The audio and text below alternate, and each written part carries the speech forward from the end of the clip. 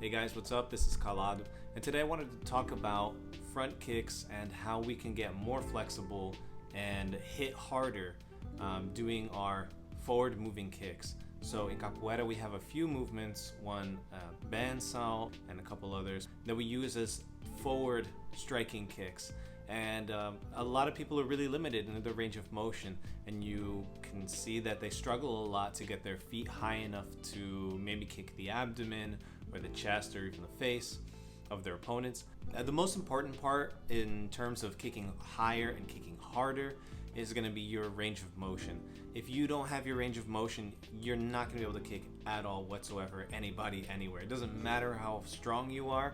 If you can't reach your target, then it doesn't matter. Like that, to start the conversation, we really need a little bit of flexibility. So range of motion is key. It's the king in this case. So what are the biggest limiting factors for most people? It's going to be their hip flexors, and it's also going to be their hamstrings. Quads, calves are another thing that also factor into this, and general hip mobility will also play a certain role. So the first thing that I did when I started this video is that I wanted to establish a baseline. Okay, so where am I exactly in bandsaw, meia lua de frente, for example? Those are the two main kicks that I wanted to look at, but I also did a couple others, including Armada and queixada and Chapa, just to get an idea of where my baseline is. This is in the morning before I've done any activity really. It's about an hour after I've gotten up. So you should expect you're pretty limited at this point in the day. Now, a really common problem that people have when they're trying to kick higher or kick harder is that they start compensating with different parts of their bodies. So for example, you'll see it's very, very common to see people throwing their neck forward. They'll be rounding at the back, doing all kinds of weird stuff just so that they can kind of push their leg just a few inches higher. And I understand that. It makes a lot of sense. Everyone wants to kick higher and have their kicks look really beautiful and awesome. But we want to make sure to do so in a way that's safe for our body, that produces force, and is also technically sound. So the very first thing that I do is that I make sure to go through a full range of motion with the joints that I'm going to be using. And in this case, it's 90% with the hip. So my hip joint is basically a ball and socket. You might have seen this analogy other people have used before.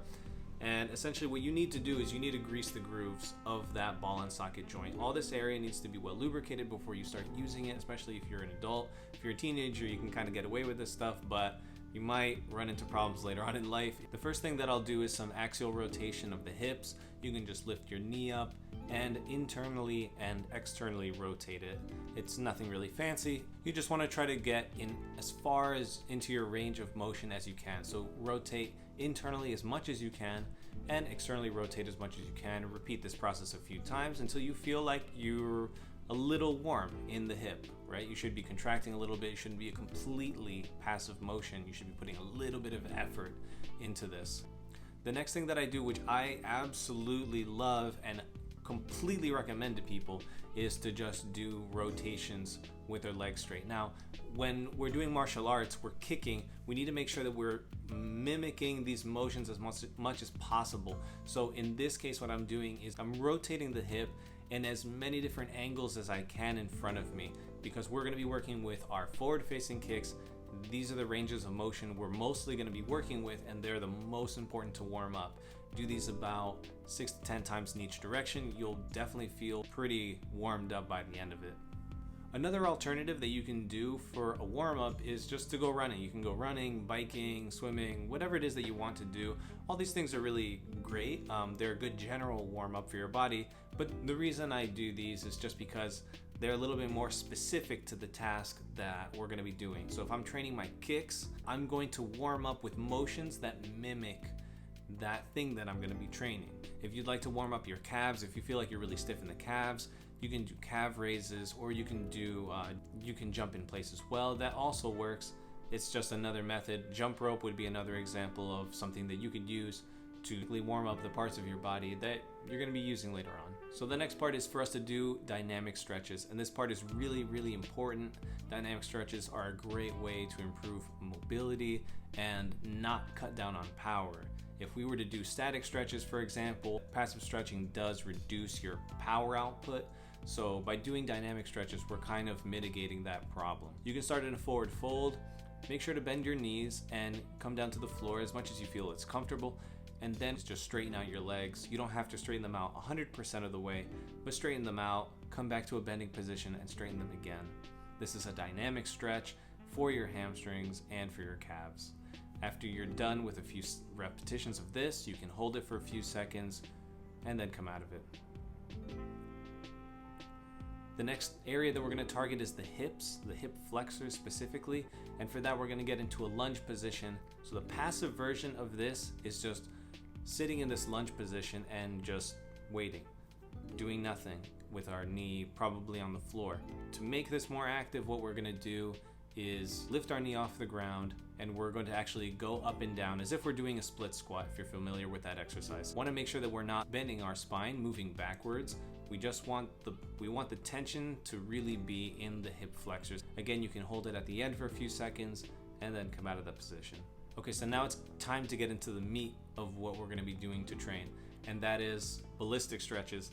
And these I really like a lot because they're very specific to the task that we're doing. Essentially, we want to train as close to the thing that we're trying to do as possible. So these ballistic stretches are our way of doing that, but we're going to do them with high volume. So for example, I'm going to do front leg raises up and down a bunch of times. The number doesn't matter as much as you want to feel it in your hip flexors. You really want to feel that warm feeling, like you're really working that area. And so as we're doing these straight leg kicks, what we're really doing is three things. We're stretching out the posterior chain, which is the hamstrings, the calves, and even the lower back of the base leg. And we're also working the hip flexor of the leg that's kicking. We can do this in the forward direction with both legs, and we're also going to be doing this with two other variations. The first one being with our leg going out to the side and then coming back in, and then also with the leg coming in and then going out. So we're going to be making these big sort of half moon or crescent moon type kicks. Now, as you're doing these exercises, you have to be very honest with yourself. And what I mean by that is you don't want to be throwing your neck forward. You don't want to be bending at the back. You don't want to bend your base leg too much. You really want to be honest with what your range of motion is. Now, these exercises are a great way to improve your range of motion, but if you're cheating by throwing your neck forward, by bending at the back, and doing all these things we kind of went over before, it's gonna cut into your gains. So let's say we're at the end of our workout and we wanna do our passive stretches to reinforce our range of motion that we're trying to achieve. Now, there's a lot of different ways that you can stretch your hamstrings and your hip flexors. With the hamstrings, you just do a regular forward fold. There's nothing fancy here.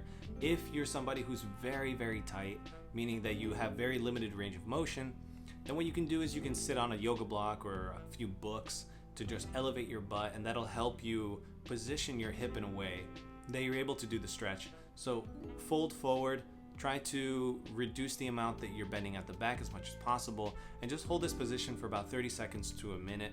Once you're done with this stretch, you have two options. You can do another set of passive stretching, or you can do a PNF style contraction with this stretch. Take that yoga block that you had before, you would put it between your legs and your stomach, and you'll try to squeeze on that block as much as you can, compressing the block as you're folding forward. And what that's going to do is that's going to activate the muscles in your hip and in your quad and allow your hamstring to kind of relax a little bit. I personally like these a lot because I think they're very good in terms of helping produce power and control in these range of motions. We don't want to just be flexible, we want to also be powerful, which is the thing I'm going to talk about next in a second.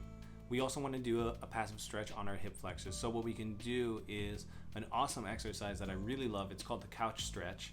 And the couch stretch is something that was introduced to me by the Bodyweight Warrior. I'll put his channel in the link below. He's a really great resource. And it's a really amazing hip flexor stretch. You can stay in that position again for 30 seconds to a minute. You don't have to have a couch. I just used a chair. You can use a wall as well. All these options help. It's also helpful to have something underneath your knee. But we're gonna hold this position and try to lean forward as much as we can to stretch out, to really stretch out that hip flexor. And again, 30 seconds to a minute is perfect. We don't need too much more than that. And if after you do your stretch, the first set, you think, that wasn't too bad, what you can do is get into the exact same position and start contracting the glute of the hip flexor that is stretching. That's going to give you a stretch on a whole other level. It's really great, and it's another thing that you can do to improve your range of motion. Again, these are more PNF style stretches. I highly recommend them, though they are slightly more advanced than doing just a regular passive stretch. So what I did in this exercise is that I did my dynamic stretches, I did the passive stretches, everything, and then I reevaluated again to see what the improvement was on my range of motion. So as you can see, there's a world of difference, and granted, I had just woken up when I took the first video, so it was going to be garbage no matter what, but there's a huge difference, and that just goes to show you that if you have a strong method, it's going to improve your range of motion and your ability to kick higher, which is what we want. Now that's a lot for the range of motion, but it just takes a long time. Improving your range of motion is something that takes a long amount of time, but once you get it, it feels so good. It feels so good.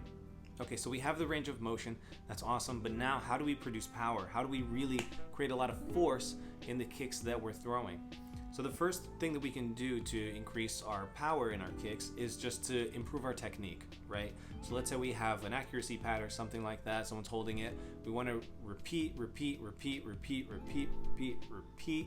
the kicks until it becomes natural. These kicks have to feel very natural for you to produce a lot of power. You can be a very strong person, but if you don't know how to throw a kick, you're not going to be throwing it with a lot of power. You see people like Bruce Lee who are not big at all. Bruce Lee was maybe 140 pounds, soaking wet, and he threw incredible punches. He was able to kick super hard, like stupidly hard, and a lot of that is because of the strength that he was able to put into his technique. So technique is the biggest thing that you want to work on when you're talking about kicking power. You just want to grind. You have to throw your kicks many times in order to get the repetition needed to make the movement fluid. The movement has to be fluid. The second thing that you can do is to lift weights. So lifting weights is going to give you a general strength that you can specifically apply to things like kicks. Front kicks, side kicks, whatever it is. If you do squats, deadlifts, all this will produce a general set of power that you can apply into these kicks. And so the third thing, which is the most interesting to me, is working on your end range of motion. And this might seem like it's just, you just need to stretch more so I can produce more power in the end range of motion. It's not really like that. Actually, what you really want to learn to do, and this is something that I learned from a couple functional range conditioning coaches, and I'll put I'm forgetting the names, but I'll put the link to their website down below, is that it's not really enough just to have the range of motion, but you need to be able to contract in your chambered position before you can actually kick. Imagine that you have your kick ready. You need to produce power in this position. So as you're setting up your kick, you need to be able to contract really hard, just pump out as much power as you possibly can straight from the chambered position. This is something that I think was really instructive when you see Bruce Lee's 1-inch punch. You see him in a chambered position. This punch is not like, you did a huge, massive right hook. It's not really like that. This is a punch from a very disadvantageous position, and at the same time, he's still able to produce an insane amount of force from it. So this is something that we can learn and apply into our training. One way that we can train this is by getting our legs into this chambered position and then pushing off of an object like a wall or maybe a partner who has a heavy bag in front of him. The idea is that we push off of this position and we're trying to contract as much as we can and push back into our starting position. The front kick is the easiest for us to train this way. What we do is we just bring our leg up, we chamber it, we get up to a wall, and we just push off of the wall as hard as we can. Over time, what we're doing is we're creating strength, we're teaching our body to generate power in this chambered position. So we can actually push really hard from any position of our kick. It's not just the last moment of our kick that we're powerful, that we're strong, but it's all the way throughout the kick, throughout the motion of the kick. We want to be powerful, we want to be strong in how we throw our kicks. Again, those are the three ways that you can produce power. It's improving technique, lifting weights, and then training your end range of motion. So that's it, guys. That's how it's done. If you want to kick higher, if you want to kick harder, those are some of the basic elements that you want to work on so that you can do that. So if this was something that was helpful to you, let me know in the comments below. Let me know if you have questions, if there's something that still wasn't quite clear, or if something needs to be explained a little bit better. Let me know in the comments and I'll definitely do my research and make it into a new video. And again, if you liked the video, thumbs up. If you loved it, sub, and I'll catch you guys on the next one.